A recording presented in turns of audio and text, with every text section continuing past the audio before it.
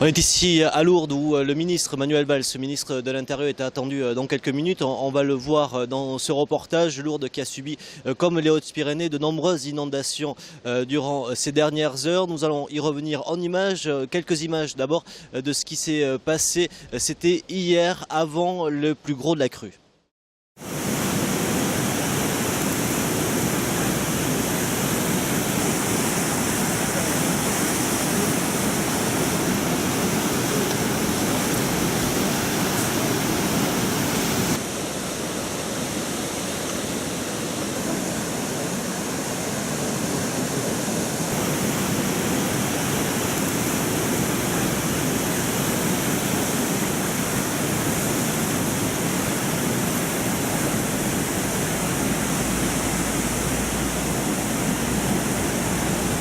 Donc on est de nouveau ici à Lourdes avec le maire Jean-Pierre Artiganave. Merci d'être quelques minutes avec Pyrénées Info. D'abord un point sur ce qui s'est passé hier. Cette nuit, la montée des eaux qui a été progressive mais très forte. Oui, c'est-à-dire il y a eu deux temps. Il y a eu un temps de contrôle, il faut le dire, jusqu'autour de 16 heures, où on était dans une situation qui, somme toute, était bonne. On l'a vu sur le Paradis. Si vous comparez avec octobre, on avait beaucoup d'eau sur le Paradis. On n'avait pas beaucoup d'eau, pratiquement pas sur le Paradis, autour de 15-16 heures. Pourquoi ? Parce que le principe de précaution, dans le cadre du plan de prévention des risques, a été assumé par nous. Bien, ensuite, et pendant une heure, ça a été un tout autre scénario. Et qui a fait que la crue que nous avons vécue, avec un pic autour de 23 heures, autour de 4,80 m, est une crue exceptionnelle, n'a rien à voir avec octobre. C'est ce que vous redoutiez un petit peu. Il y a des travaux qui avaient été entrepris, d'autres qui doivent arriver. Cette fonte des neiges, elle n'était pas maîtrisable, mais elle pouvait arriver, quoi. Exactement, il y a eu une conjugaison de deux facteurs. Premier facteur, c'est clair, c'est la fonte. La fonte a été épurée, on le sait dorénavant, il y a quasiment plus de neige sur le massif. Et des épisodes pluvieux, pour certains assez violents, qui ont fait ce que l'on a vécu. Mais encore une fois, ce qu'on a vécu, c'est du niveau de la crue centenale en 37. En 37, simplement, la densité hôtelière n'était pas la même, et les infrastructures non plus. Donc là, on est vraiment sur des dégâts qui ont un caractère absolument exceptionnel. C'est une catastrophe économique pour Lourdes. Les commerçants touchés, vous avez vu ce matin, ils sont dans quel état? Comment ça va se passer? Moi, je pense à eux, je veux dire en particulier à toute la zone hôtelière de Peyramale et Paradis qu'on a parcouru et reparcouru hier. Pour certains, la saison peut redémarrer. Pour beaucoup d'autres, la saison s'arrête à hier, s'arrête au 18 juin, ça c'est clair. Merci Jean-Pierre Artiganave. On va dans un instant, même tout de suite, voir Manuel Valls, le ministre de l'Intérieur, qui est également présent en ce mercredi sur la cité mariale. Delphine Bateau et moi-même, comme cela nous arrive malheureusement assez régulièrement, voulons être présents quand des régions, des départements, des villes, et c'est le cas aujourd'hui ici à Lourdes, dans les Hautes-Pyrénées, aussi en Haute-Garonne, où Delphine Bateau se rendra dans la journée. Moi-même, je ferai un autre déplacement dans le département dans un instant, pour marquer d'abord notre attention à l'égard des populations touchées, des acteurs économiques et des commerçants. Nous avons bien sûr une pensée pour cette personne décédée cette nuit, qui a été emportée, être aux côtés des élus. Et ici, il y a le maire de Lourdes, le président du conseil général, les parlementaires qui sont présents auprès de tous les acteurs économiques. Cette ville est particulièrement concernée par le tourisme, et puis venir apporter évidemment aussi notre soutien à tous ceux qui, services publics, sécurité civile, forces militaires de la sécurité civile, sont engagés. 600 sapeurs-pompiers, différentes forces sont présents. Sans doute nous aurons besoin de renforts supplémentaires sur le département pour faire face à ces crues qui sont tout à fait exceptionnelles, puisque nous avons dû faire face à deux phénomènes simultanés, des pluies soutenues, et vous le savez, et puis la fonte aussi des neiges. Donc cela a provoqué une crue tout à fait exceptionnelle. Et nous sommes ici aussi pour un rappel à la vigilance. Ce sont évidemment des personnes qu'il faut avant tout protéger, évacuer. Et nous appelons chacun à être très vigilant et à obéir aux consignes qui sont données par les services de l'État et notamment par le préfet du département que je veux remercier pour son engagement. Voilà les raisons de cette venue. Le président de la République et le Premier ministre au Conseil des ministres nous ont demandé de faire passer ce message de soutien, d'attention, pour voir aussi quelles sont les difficultés qui pourraient subsister sur le plan administratif ou financier, parce que nous voulons apporter une très grande attention à la situation que cette ville et que ce département connaissent. Je veux notamment avoir aussi une pensée pour les habitants des vallées des Gaves d'abord, où un certain nombre de villages sont très directement impactés, parfois totalement isolés. Donc je vais avoir une pensée pour les populations de Luz, d'Argelès, de Cauterets, Barèges.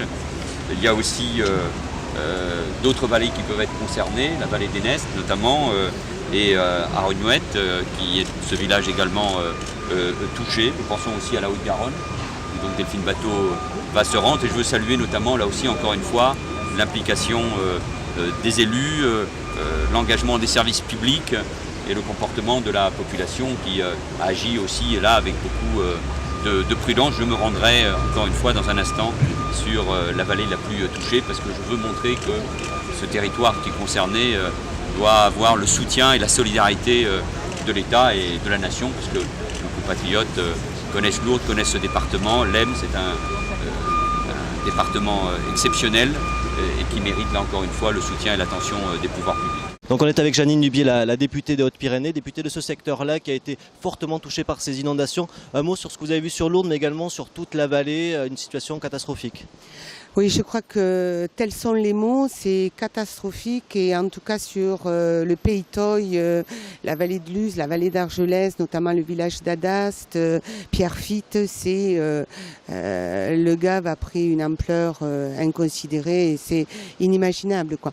Autorisez-moi juste à ce moment d'avoir une pensée pour la dame qui a péri cette nuit et sa famille et je crois que tout ça démontre bien combien toutes les mesures de précaution que l'on prend par rapport au risque de l'eau sont nécessaires et utiles.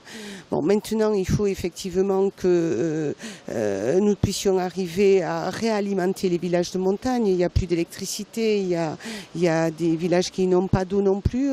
Certains, on ne peut pas non plus. Là, sur Barèges, j'essaie de joindre le maire. Bon, voilà, les communications ne passent pas.